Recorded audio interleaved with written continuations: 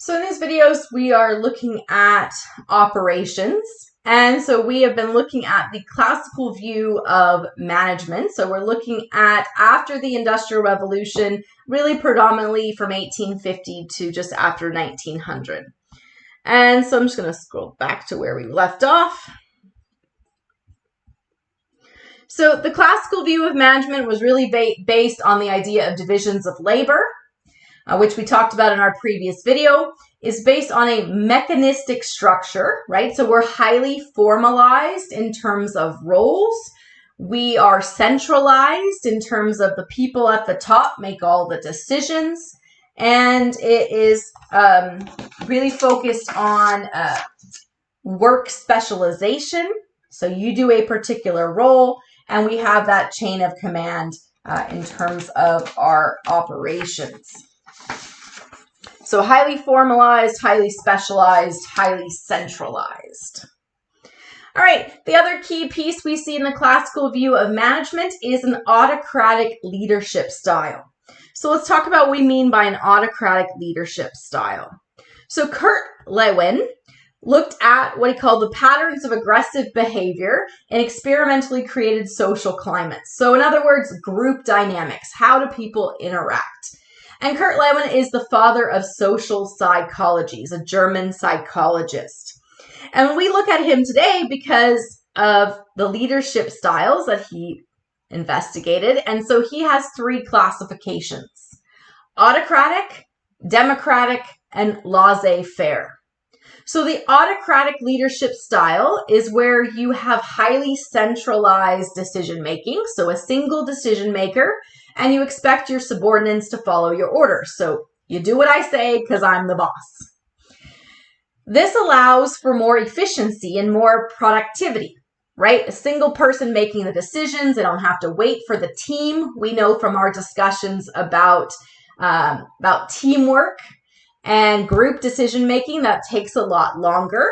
So a autocratic leadership style can make decisions quicker, and then that can lead to the organization being more productive, can make more, and can be more efficient so they can do so with lower cost. The downside, of course, is that it alienates employees. There's not that employee empowerment that many advocate for today. And it can lead to micromanagement. So if you have someone who is making all the decisions and everyone else is supposed to follow, then that means that they're constantly looking over your shoulder, telling you exactly what to do. And so you are micromanaged. This is in comparison to what Lewin calls a democratic approach. This is that more team approach. Team-based leadership does lead to more creativity because we're bouncing ideas off of each other. It leads to more employee engagement, right? Because if people feel like they have a stake, if their voice is heard, then they are more likely to give and provide for the organization. So more employee engagement. The downside to a democratic leadership style is it can lead to social loafing. So if you think about team projects you've been involved in, so group work in school, you probably always have someone on your team, right, who just lets everyone else do the work and they're just along for the grade. That's social loafing. So when you just assume that the rest of your team will do the work and you're going to benefit from that, then that is social loafing. So a downside to group-based, team-based leadership is that you will have these people who benefit but don't contribute. The other downside is that democratic leadership styles, because it takes more time to make decisions, and because you have to get buy-in from the bigger group, they don't adapt quickly to change. Whereas an autocratic leadership, if you think about from a government perspective, if you have a government with a dictator, it is very easy to make change. Quick decision making. If you have a government that is where there's a large group, they each vote. So if we compare, for example, here's a dictatorship, right? Autocratic. Then we say the Canadian type of government where you elect a party and the party has power. Well, they're kind of somewhere in between. Not every person who is in parliament is pushing for a different decision, different opinion, because they're often tied to their political party. And then you go the other direction, that most democratic view, where you elect individuals. So we look at more like the US, where you elect a congressman or woman, you elect a senator. And so they each have their own individual agenda. And how hard is it to get bills passed then? So the democratic style of leadership takes longer, is hard to adapt. The autocratic leadership, while it alienates people, it is much more efficient. And so you can see the tie here to this period of time where the focus is on productivity, making more, being more efficient. We tend to see that autocratic leadership style. We do have a third type of leadership style called laissez-faire. Laissez-faire is French. We talk about it in economics, means hands off. And here, this is where the leadership delegates to someone else. The benefit of this is that you let those who are skilled, who have the content knowledge, who are self-motivated, you let your star employees shine. The downside, of course, is that there is lost productivity, that people may not be the ones to step up and take charge, and those who are not are more likely to be disengaged. So different approaches to leadership. We're focused here on the autocratic approach. So if you're working along with us, we're looking at in just a moment with the Pearson-Revel surveys, do you have that autocratic leadership style? But first, is autocratic leadership such a bad thing? Well, if you need decisions to be made quickly, then you want an autocratic leadership style. If your company, your organization is working through a crisis, so if we think about, emergency response, if we think about dealing with COVID or a hurricane, we want a more autocratic leadership style. We want one person who's in charge, and we want very clear unity of command. We each report to one person. We want it to be very clear in terms of we're all moving in the same direction, so we have unity of purpose. And we want that hierarchy because then we are able to respond much more quickly. So autocratic leadership styles can also come in handy when the team needs correction. So if you need someone to come in and kind of clean up the organization and whip them into shape, then autocratic leadership style can be used for that correction. Because of course, the one thing we found as we look at, see if I can go back here to the previous slide, is that the democratic style, right, you're trying to get that employee engagement, is slow to move and adapt, and means that you need that entire team to buy in.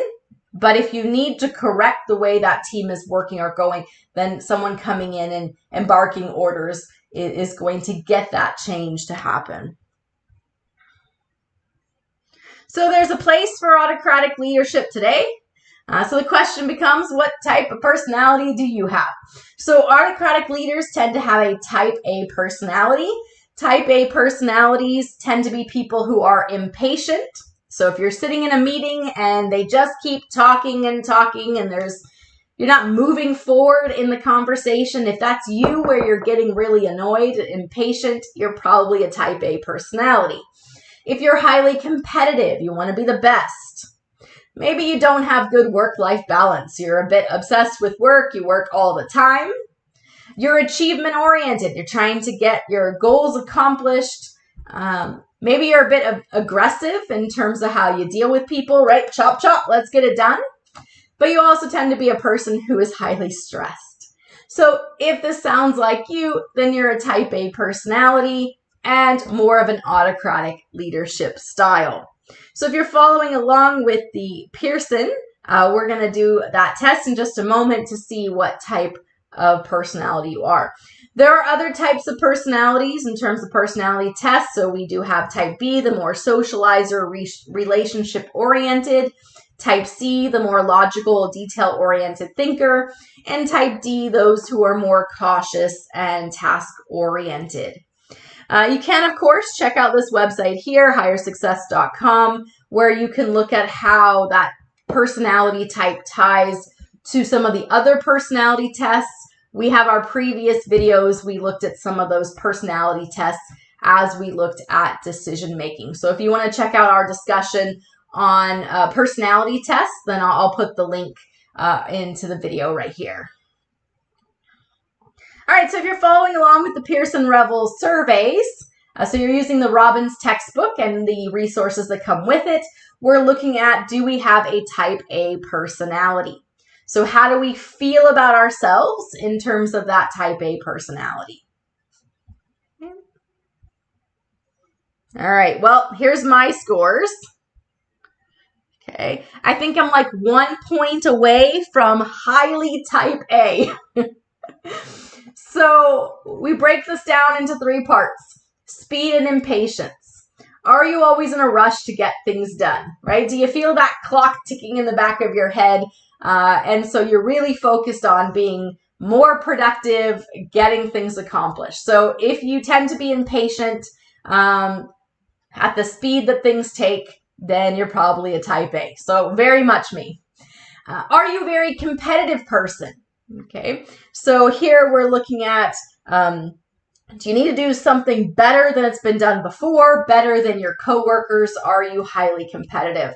So I'm guessing for me, how I answered one of these competitive questions is what put me 1 point below the super high type A personality. What about job involvement? So how good of a work-life balance do you have? Do you work all the time? Do you think about work all the time? So if you tend to be all consumed with your job, then you are probably a type A personality. And you can see for me, I eat and sleep and dream about this course and other courses, and so definitely a type A personality here. So see how you are. Are you an autocratic leader?